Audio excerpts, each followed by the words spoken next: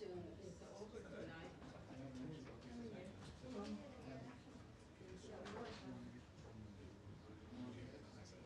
I don't know. You can wait until they come.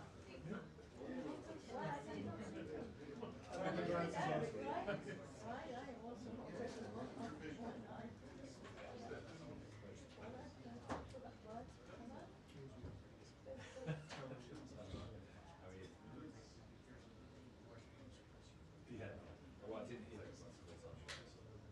Yeah. She held up. She says that about BBC. I didn't see it.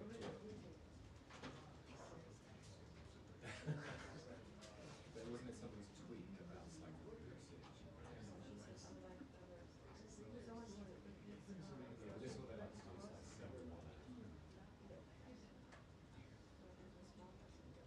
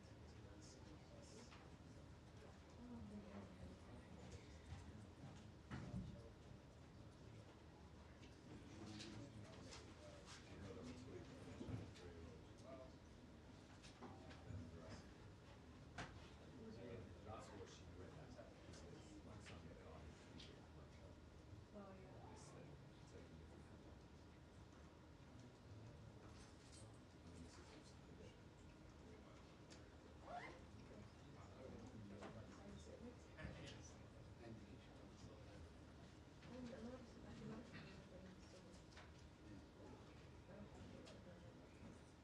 This thing, taking it from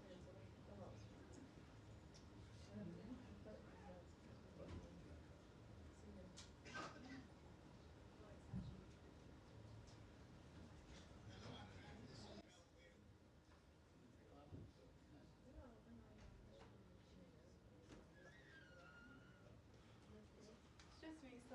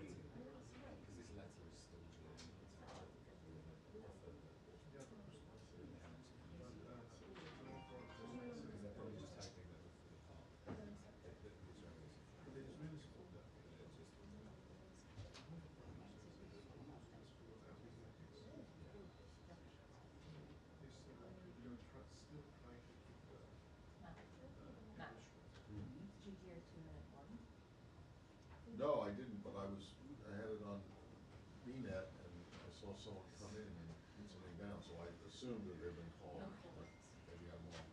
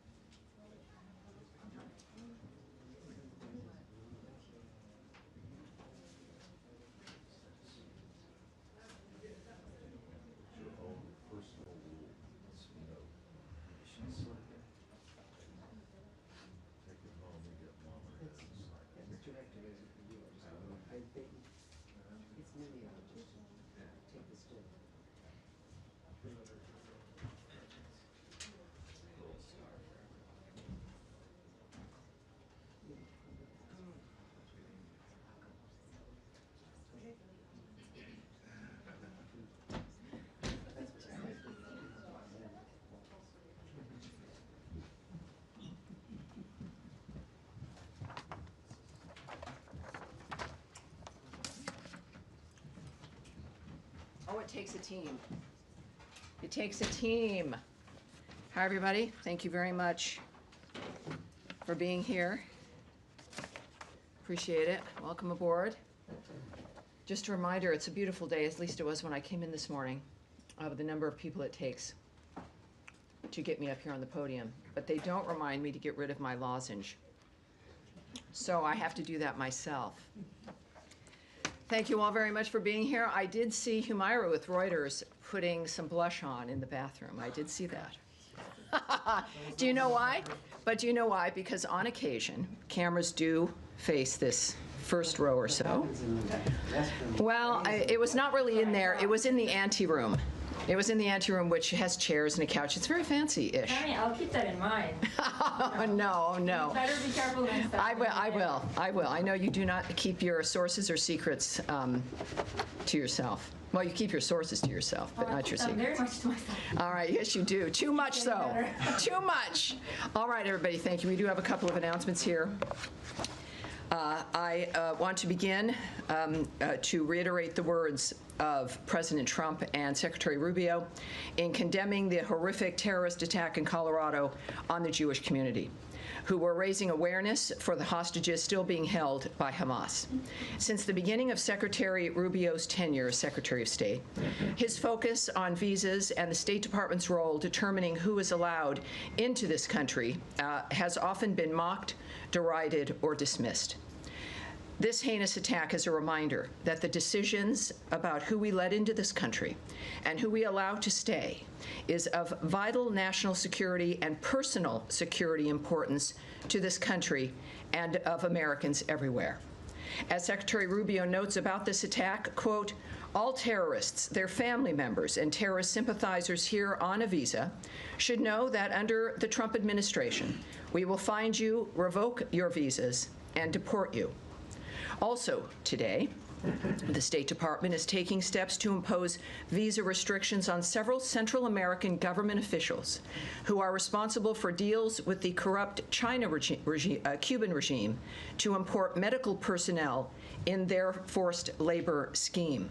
As Secretary Rubio notes, these steps promote accountability for those who support and perpetuate these exploitive practices. The Cuban labor export program abuses the participants, enriches the corrupt Cuban regime, and deprives everyday Cubans of essential medical care that they desperately need in their homeland. Our goal is to support the Cuban people in their pursuit of freedom and dignity, all while promoting accountability for those who contribute to a forced labor scheme. By pursuing these visa restrictions, the U.S. is sending a clear message about our commitment to promoting human rights and respect for labor rights worldwide. We encourage other nations to join us in this effort, end quote.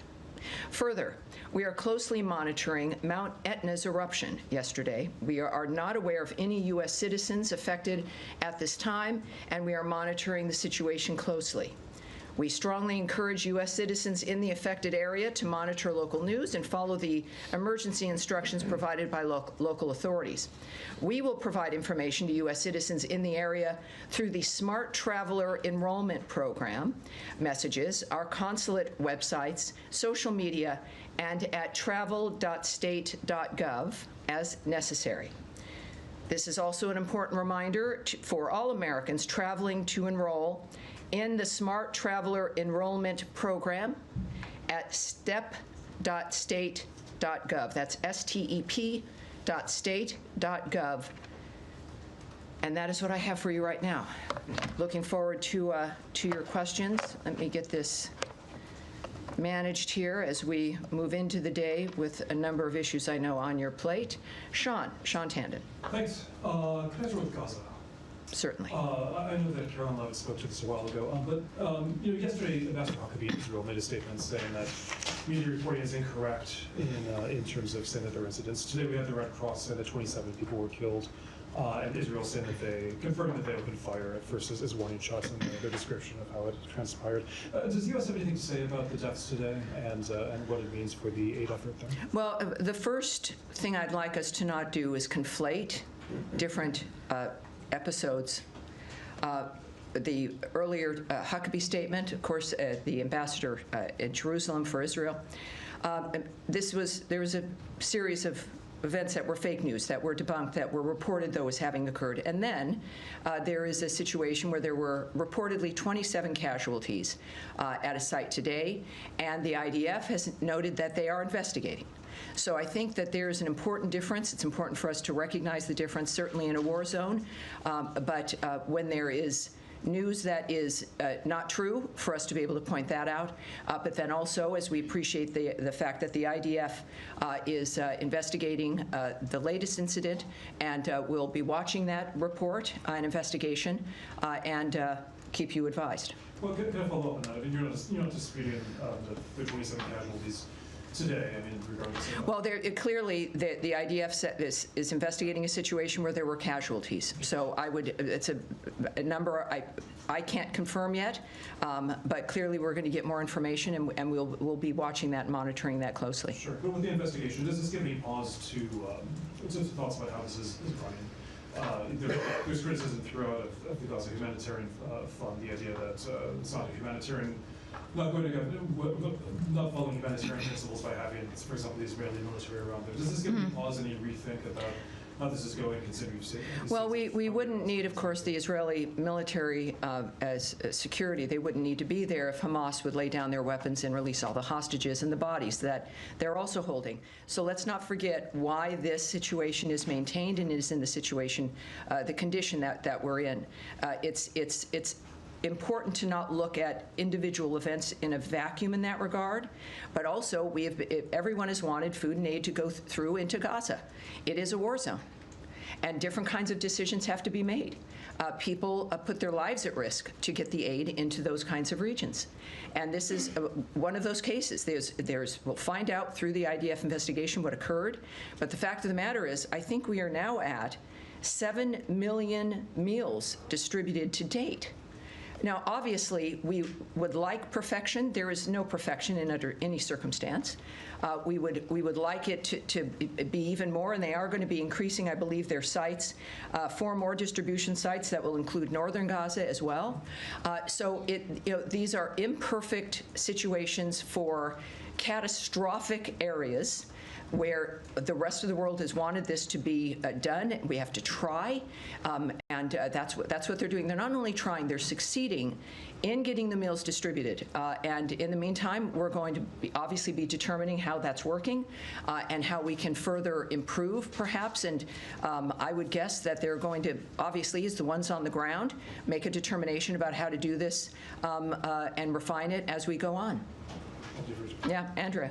Let me just follow up on that, because no one should jump to conclusions. We all have reporters on the ground. Israel has not let U.S.-based reporters in, but we have partners there and staff members there who have been courageously there since October 7th doing this job. And if, unlike other war zones in Ukraine, in Iraq, and elsewhere where U.S. reporters have always been in Vietnam, this is the first conflict where we have not been able to go in except with IDF escorts for particular photo opportunities.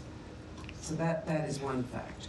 But the ambassador, the chief diplomatic representative of the United States, ascribed a collective guilt to what he said was not just misleading reports in the fog of war. We all know what happens in some instances, and we're not sure of these cases. But to suggest that the press reports fostered anti-Semitism, which led to the death of the 2 embassy people here in Washington and to other anti-Semitic attacks in this country, is hyperbole beyond what is normal diplomatic practice. And as a journalist and as a member of this press corps, I think it's deeply offensive for someone who has... Well, I don't speak for Ambassador Huckabee. I understand, Andrea. I know. I understand. And I understand the depth of your work and the work, Andrea. I understand your work, the depth of your work, the work of people who cover war, and the dangers that exist. I don't speak for Ambassador Huckabee. I'm not going to parse what he has said, but what I can tell you is that inevitably, as we have all watched, the kind of Jew hatred and anti-Semitism that has been promulgated through media has been nonstop, even after October 7th, and that if you weren't involved in that and others who are not involved in that, that's not who he's speaking about. I would argue that it would be naive to suggest that the Jew hatred that, whether it's through social media, through fake news, through the rhetoric regarding Israel, through the years, has not developed or perpetuated anti-Semitism. It's naive or mistaken. I'll give you that word. I think it's obvious that these things don't happen in a vacuum, and that the rhetoric against Jews for 2,000 years has been nonstop and quite blunt. And it hasn't stopped. And the way the world has responded recently in the 21st century to the attack on Jews, including what's been going on at American universities, has been obscene. So I think we should allow individuals to have their opinions about what has contributed to the murder of 2 Jews in Washington, D.C., who are simply enjoying a night out, who instead of being married in the next few months had to be buried. I think that this is not the argument, but it is the story, in that we are fighting a great deal with these stories about who's responsible, the focus on Israel, the nature of who's been attacking in that region, the responsibility of Iran, that we get food in, that's not good enough. What happens with Israelis and what they say is not good enough. What the president said, I'll reiterate here, is that we have got to move past all of this. There has to be new ideas. We have to end this circle, and that's what we're doing here. So when we think about this, I think the ambassador, our ambassador to Israel, has every right and will speak his mind, as he is the ambassador to that important state that is constantly under attack, and it is a reasonable understanding of what has affected people worldwide, which is a rhetoric that has normalized the hatred of Jews and in some cases romanticized it. And we have to stand up against it, and we will, but I'm not going to condemn him for that. Can I follow up on the distribution of food, though? Because certainly. Let me just say that there is widespread criticism and actually self-criticism by Yes. the consulting group that was supporting the foundation, which is backed out of it, that the distribution system was not as professional as either the UN, or the World Food Program and other people who are used to working in this area, and that there should have been more distribution points where people would not have been told to line up. And Andrea, you know what? But these questions now, these are critiques of an environment that we've talked about regularly every day. But let me just say, every time I'm up here, it is this critique of, I say 7 million meals have been distributed, but you know, it would have been, but not for you. It should have been those guys over there or these people over here. Over the last 3 years with the UN or the World Food Program, no one has distributed 7 million meals to Gaza. Many hundreds of thousands of people in Israel, as well as the Hamas, the families of the people being held by Hamas, are protesting this food decision. The former defense minister criticized these decisions. There's plenty of internal. Well, I'm sorry, Andrea, I understand. I understand. I don't think any of us are going to be protesting 7 million meals being distributed. When we think about what the story is, there in that region and in general with everything that happens, someone's not going to be happy, someone's going to think it could have been done a better way, and yet it wasn't being done. It wasn't being done. This managed to be done. It is continuing on. I want as many meals to be distributed as possible. They seem to be doing that, and I understand everyone has their opinion, but this is not a debate about, you know, who would have had the better idea. This is what's happening, and the meals are being distributed. And I thought, after 3 months of being harangued in this room by many of you about, don't you care about the starving Gazans? 7 million meals, and now we're being harangued about it's not by the right people. We have to move on from that. Yes, sir. I'd like to just follow up on your opening, if I could. Certainly. You said about the Boulder terrorist suspect that Secretary Rubio has said, all terrorists, their family members, and terrorist sympathizers here in Ibiza should know that under the Trump administration, we will find you, revoke your visas, and deport you. The terror suspect's family members are in ICE custody now. Have their visas also been revoked by state? I will not speak to the action taken for these individuals, so I can't confirm or deny that. I would say now, of course, this is in ICE's realm and perhaps also in DHS, and you should ask them about the next steps that they're taking and what will happen to the family in this regard. The revocation of the visas in State Departments. Well, but as I said when I opened, I'm not going to address that, whether that's occurred or not. Sorry. Oh, yes, Matt, please, Matt Lee. Sorry, I just wanted to ask. Don't be sorry, you're never sorry. But that's all right, neither am I. I want to ask one question about Gaza, but first, Yes. Is there paper coming out on this Cuba, or the Latin America Cuban doctors? Yes, there is. As a matter of fact, Oh, okay, 'cause it should, I missed it, I think this should already be out. It should already be out. Oh. So you will have a statement from the Secretary regarding the so-called Cuban doctors forced labor framework. I would suspect we'll also see a tweet. Might want to keep an eye on the Secretary's accounts. But yes, you will have a more extensive statement. But I have really poor service in here, so I. It's all right. See it. I just back on to what Andre was talking about. So it is still correct that the GHF, this foundation, there is no U.S. involvement in it. There's no U.S. personnel involved or working for it. That is correct, right? I have said, I think we've all been saying that, in fact, the Gaza Humanitarian Foundation is an independent organization. It does not receive U.S. government funding. Right. Nevertheless, we are constantly looking, of course, for creative solutions to get aid into Gaza without Right, but yes. there aren't any U.S. officials working. There's the Gaza. It does not receive U.S. government funding. Right, but there aren't any U.S. officials working for it. It does not receive U.S. government funding. That's the last time I'll repeat that sentence. Okay, so how do right. you know then that all these reports are wrong if you don't have people on the ground? Well, it's amazing how there are I'm not people on the. saying they're right. I would say that also it's. I don't think we need someone whom you know personally or is assigned to you to be in a region to understand what's happened on the ground. It's the State Department, it's the United States government, it's the ambassador in Israel, and I think that there's a point where there has to be recognition that we have a sense, and we know, more than a sense, that we know what's happening on the ground. All right, Nadia. Thank you, Tammy. I want to address the high number of civilian casualties in Gaza. On average, 80 to 100 people, mainly women and children, are killed.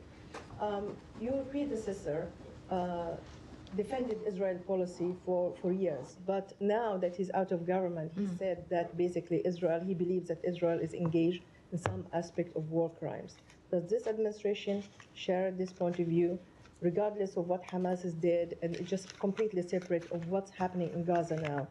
Considering the incidents, but the high numbers of civilians being killed every single day, including children who've been I would caution that very often the media carries the reports that come from Hamas. And I would just, I think you know, to look at those numbers with some suspicion. On someone's opinion about what Israel is or is not doing, everyone has an opinion. Everyone has the right to express that opinion, but I'm not going to comment on what someone else thinks is going on elsewhere. Yes, pink jacket. I actually have a question that was sent from a fellow journalist, and I promise I'll And tell me your name and your outlet again. Rima with al-Arabi TV. Okay, hi. The question is this. Today, an article from the media line reported that the United States is considering imposing visa and trade sanctions on Chile due to the Chilean government's decision to hold weapon purchase from Israel. Additionally, the Chilean government confirmed that Mr. Rubio reached out last Friday to express his concern regarding the relationship between Chile and Israel. Can you confirm the details of the call and provide information on whether the U.S. is evaluating these sanctions? Well, we have a tendency to not remark on anonymous comments of things that may or may not have happened. So I can have them take back questions about the situation with Chile, but we'll get that to you later. And yes, sir. If it's something that I can actually comment on, And not an anonymous comment No. presented by someone else to you. Who is going to be after Morgan Ortega's, the envoy to Lebanon? And the reason I'm asking is because I'm going to be there next week. So I just Right. wanna- I'm not going to speak on personnel here or decisions that will be made by our special envoy. Yes, sir. Just on the aid provision to Gaza. I mean, you'd said that there was a sense that people were criticising this because it was the wrong people doing it. Isn't it more about the mechanism that's been used? And the UN and all the major aid agencies have warned that if this kind of system was used, which places hungry and desperate people in very close proximity to Israeli troops who have previously used lethal force for crowd control, that situation is extremely dangerous. And they'd also said, there are risks for a whole load of other reasons as well. But they were warning for weeks, and that's why they didn't want to get involved in this, because it breaches all of the decades of expertise on delivering aid neutrally in a war zone to get to civilians, and that being the priority, to get to the maximum number of civilians. I mean, do you heed any of that advice or warning now, given what's happened over the last 4 days? Again, this is not our project. It is something that I think everyone's been and will be optimistic about. I like the idea that 7 million meals have been distributed. So, and then there is criticism that comes in. I would suggest that because it's a war zone, there was never going to be a perfect dynamic, except there was a ceasefire. And we were also moving in food and aid during the ceasefire. And then Hamas decided that, no, that's not good enough anymore, and started up again. So, our commitment isn't just because in good times or because it's easy or because it's safe. We've been working hard to try to have a framework and asking people for new ideas about how to get this done, because those known entities and known factors and known people have been unable to do anything. So when we can wax lyrically about the past and people have better ideas and we're afraid of this, this is, yes, moving into a war zone run by a terrorist group where you need the defense of people with guns because it's a war zone and they indiscriminately kill people and they're still holding hostages.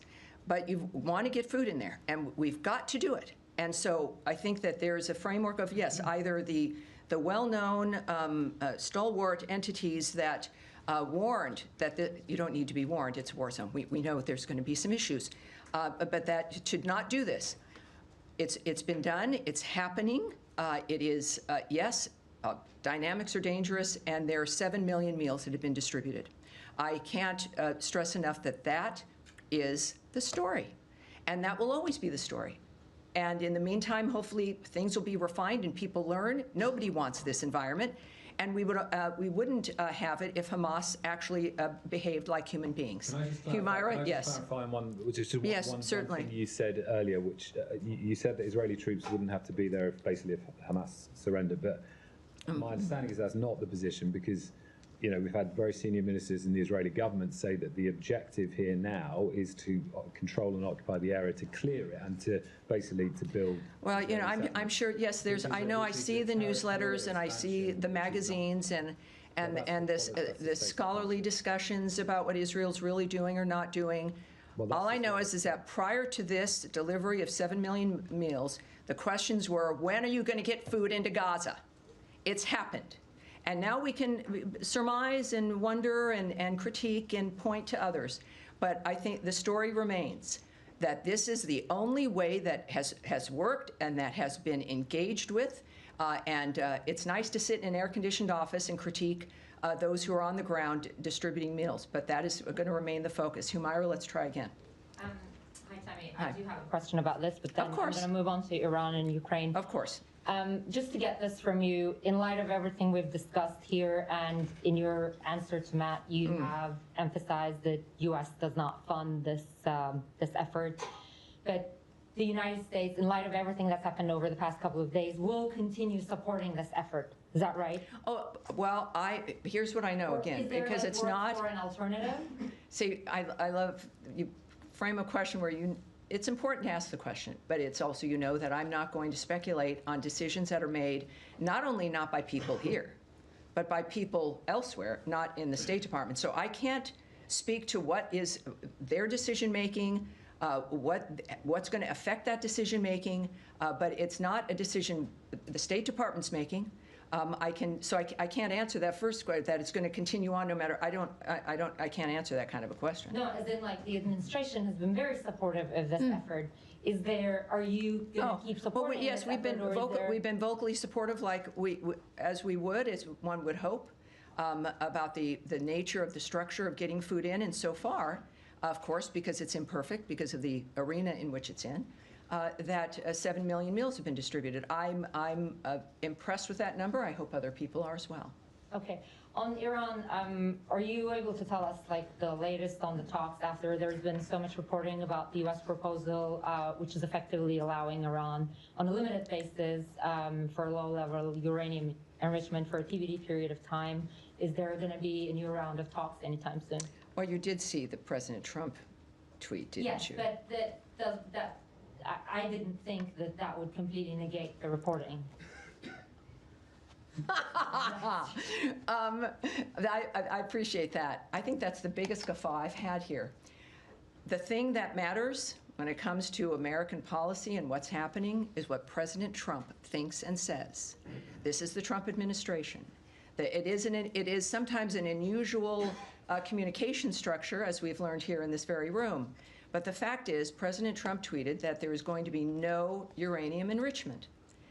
Does the President of the United States, not just any president, but Donald Trump, does his opinion that he makes public trump news media reports? I think so.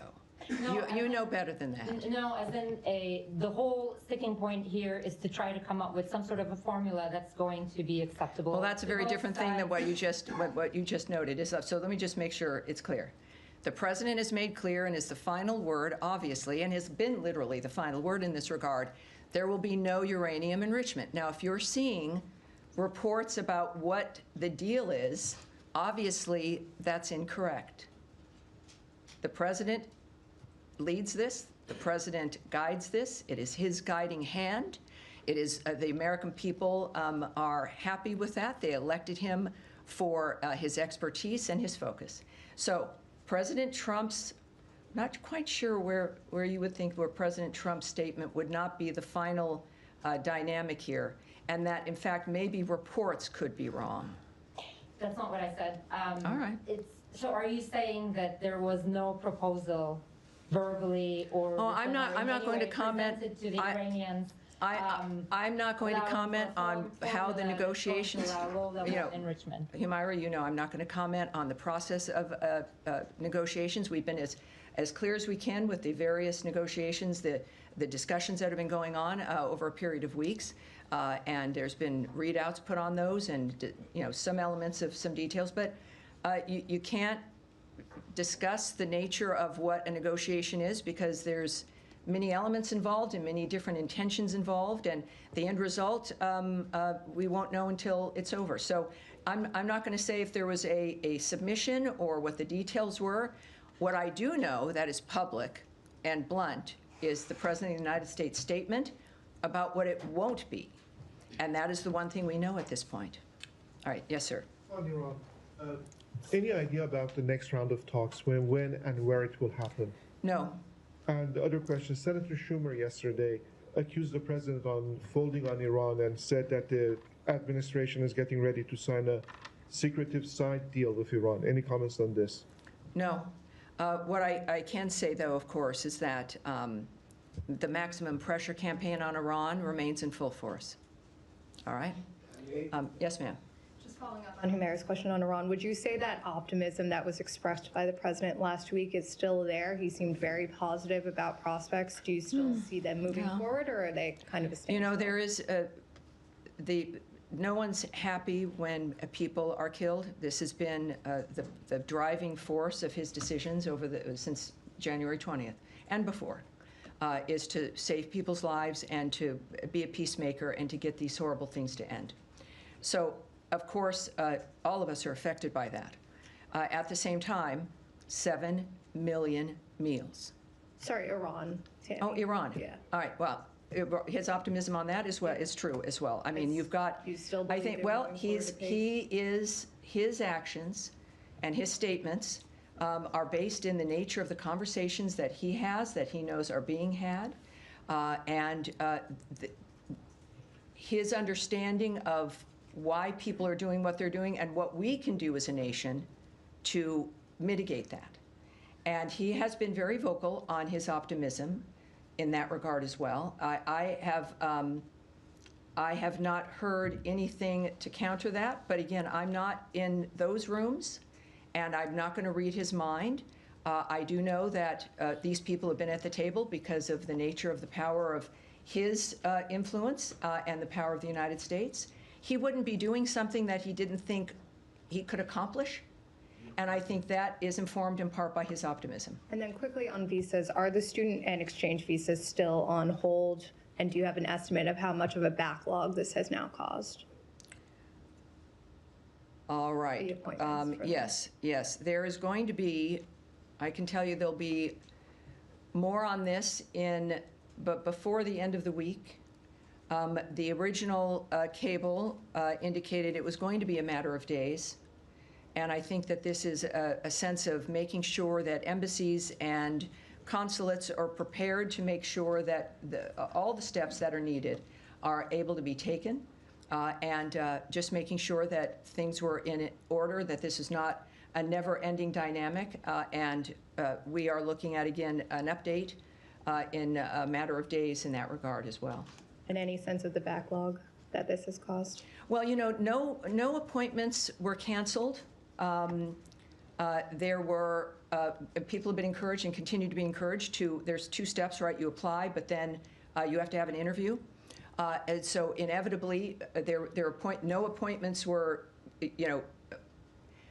canceled or eliminated from availability. I think that when this returns, we're going to see that appointments are going to be able to be made. It's not like it's a time block that can't be returned, that days can't be returned.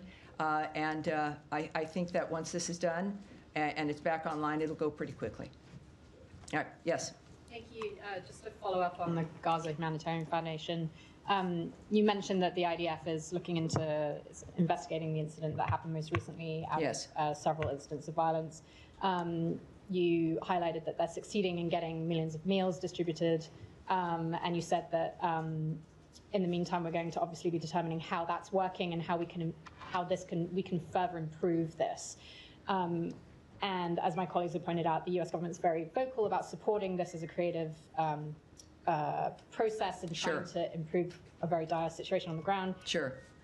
Do you have anything to say about how this process could be improved? No. There are people more knowledgeable than me, obviously, who are on the ground, who do this for a living, who are experts. I have no comment. No one here is going to have a comment or advice on how things should move. It's just the opposite. I spent 25 years in media doing exactly what you're asking.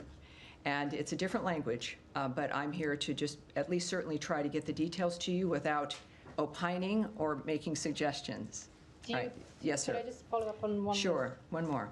Do you agree that the area of improvement would involve something to do with the security situation and reducing? I will not speculate or give advice or muse on any aspect of that issue or pretty much any other. Can I have one? All right. Yes, sir. No, we're going to move on here. Yes, sir. Go ahead. Thank you, Tommy. I will stay in Gaza, but in different aspect. Lately, in the last couple of days, there was some developments in the negotiations toward reaching a ceasefire. There was a new U.S. proposal. Hamas wanted to enter some changes to it. It was not acceptable by the U.S. Yesterday, Hamas announced that it's willing to enter a non-direct negotiation with Israel to reach a framework that will lead to a ceasefire. Are you supportive of this? Well, I'm here to tell you what we know at this point. I'm not going to discuss something that is either in the midst of something being discussed with a foreign country. It's not my position to do that. At the same time, of course, we've made it clear that Hamas has to stop acting recklessly. We certainly can note that. And as S.E. Witkoff had noted, Hamas's recent response to the existing offer was totally unacceptable and only takes us backward. So, these are the people on the ground who will make those kinds of decisions, but I'm not going to comment on something that is still speculative. Yes, sir. Thank you, Tanya. I want to move to Ukraine, if I may. I want to get your reflection. Yes, please. Let's do that. The events of past couple of days and also next 2 days. I know that the Ukrainian delegation is in town. I understand they were in this building this morning. We are in the second week of the president's latest 2 weeks deadline, if you want. And the Ukrainians said that yesterday they met with the Russians, and whatever they put on the table, which was the last minute, they didn't have time to respond. Is it your concern that there's slow walk in the process, and what do you expect from the talks in next 2 weeks? Well, I would disagree with your characterization that it's the latest 2 weeks deadline, right? Is that what you meant?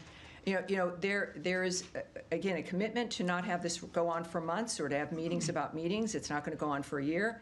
The president and the secretary want an accomplishment and a deadline. They know what can be accomplished. And sometimes, remarkably, in negotiations, you have some progress. And then things move forward, right? Then you actually can make a difference, and you're somewhat flexible in being able to make it work. So I think that it is has to be taken within that framework. As far as the negotiations between Ukraine and Russia, we did not have a delegation there. I think we are certainly reading a lot of things in the media, but as the president has said, and as the secretary has noted as well, this has now got to be between the parties.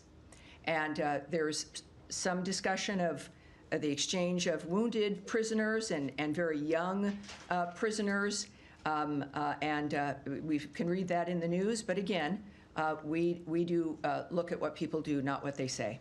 I thought the media reports on the Russian side, they are beefing up their demands. Not only they cover Ukraine, they also talk about Georgia, Moldova, and their NATO aspirations. Does the United States have any position on that? Well, we've seen those reports. He's asking about Georgia and Moldova, the support of additional countries, et cetera. We've seen those reports, and we continue to support direct talks between Russia and Ukraine. We, of course, have said repeatedly there's no military solution to this conflict. And the president supports, though, any mechanism that leads to a just, durable, and lasting peace. Any mechanism, but yeah, we'll have to see where that plays out. Yes, sir. Thanks, Tammy. 2 questions for you. Number one, Career Ambassador David Hale met today with the Lebanese Prime Minister. Was Ambassador Hale there in his capacity, the State Department, or in a private capacity? I'm going to have to take that back and get that back to you. Second topic. Yes. The French presidential advisors spoke with their Israeli counterparts today, said they would not be moving forward with unilateral recognition of the Palestinian state at the upcoming UN two-state solution conference. I'm trying to get a sense of the American posture and policy toward this upcoming conference, because obviously the Trump administration is not a proponent of moving forward with a two-state solution at the moment. Is it to take a hammer to this conference? Is it to work within the contours and try to find like a bridging solution with everybody? I mean, what is the approach to this conference from the State Department? Well, I would consider that a discussion of a diplomatic strategy, or certainly plans that one would have or not have when we're discussing something as serious as this.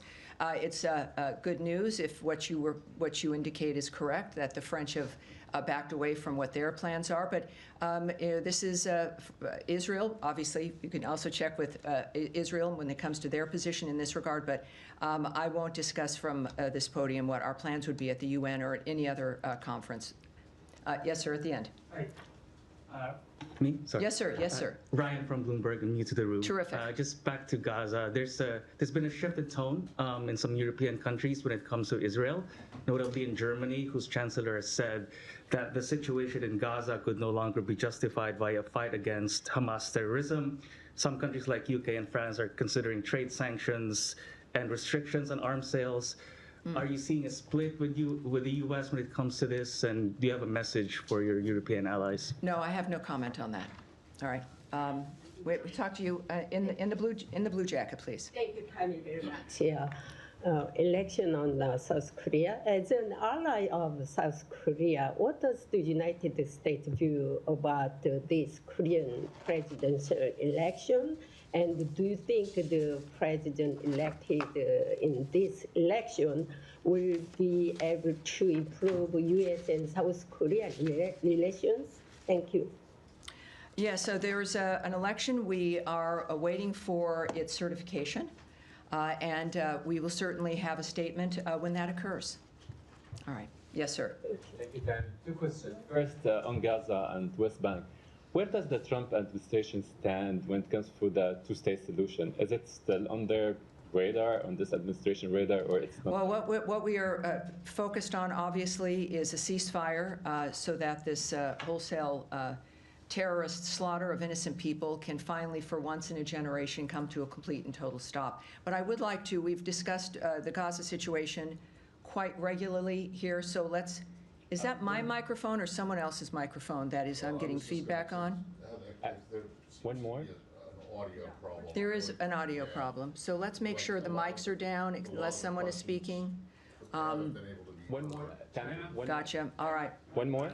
Well, if you're going to move on from Gaza, there are a host of other subjects, and I'm having to go soon, and we've not touched on a number of things. Just one more. So one more. Yeah, thank you. How does the Trump administration assess the latest efforts from the interim government in Syria?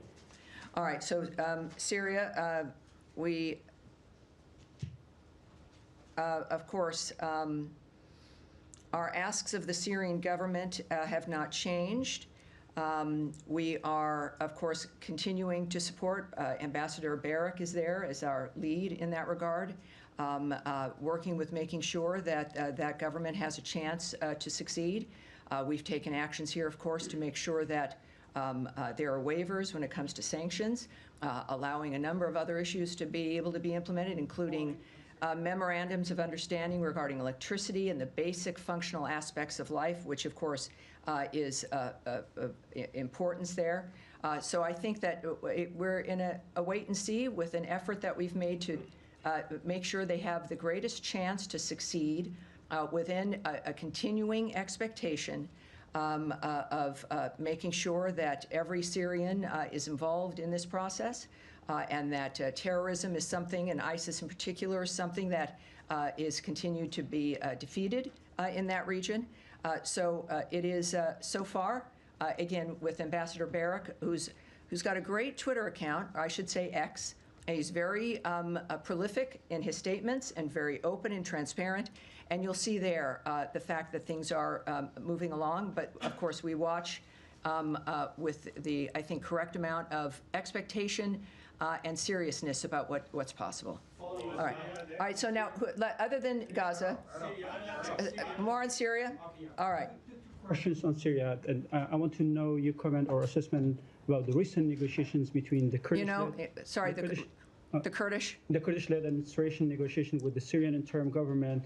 The Kurds continue to emphasize the importance of preserving their autonomous administration in Rojava, northern Syria. Right.